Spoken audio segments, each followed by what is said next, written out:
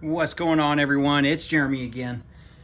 Okay, I wanted to get kind of one last shot of the farm with the cow pasture and the llamas in their little pasture before I change this up, because typically June, July, that's really hay season around here where I live in Missouri.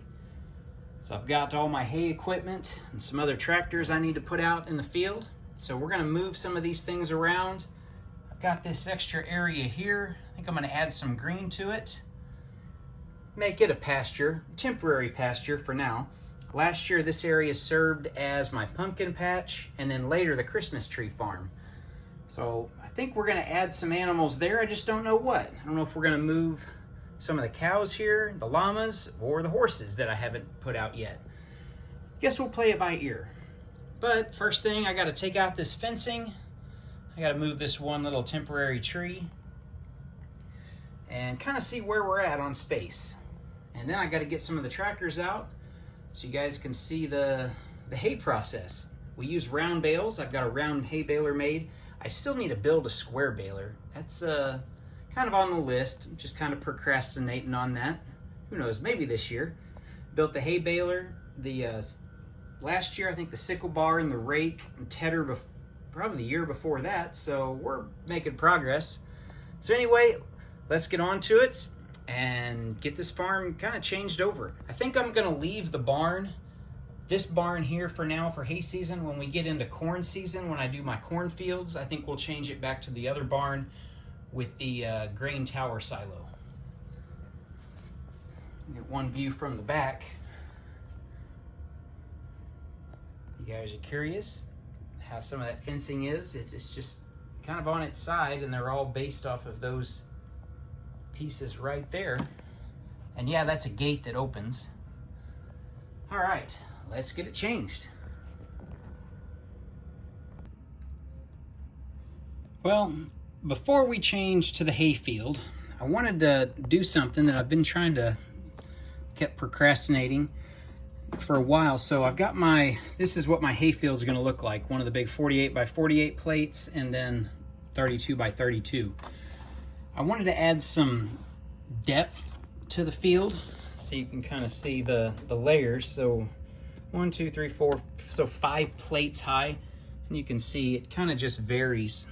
I know it's kind of hard to see with the camera without looking at it, but we're probably going to have a dip down and then come back up and go back down a little bit, just to add a little bit of definition, I guess, to the fields. I mean, they're not perfectly flat fields like river bottom, so I wanted to add a little bit of hillside to it, and I do have to keep at least the outer side just for the fencing to where it lines up and looks nice. But you can see I've got it right up there. And yeah, trying to do different colors, I don't want to just do all one color, because then that's not real. You got to use different colors. There's like 6 different greens that Lego comes out with that's available. I'm only going to use 2. I thought about doing the dark green, but I think just the bright green and the regular green are good enough. Let me know what you guys think. So yeah, this is blue. Honestly, I got these free when I did a Lego Pick-a-Brick order online, and they sent me these for some reason, which I didn't order, along with some other parts that I got free, along with my actual order. So I'm using them any way I can. I've got these that I need to add, so I'll probably do something like that, and I'll probably build on. I may even do another layer, just a little bit on top.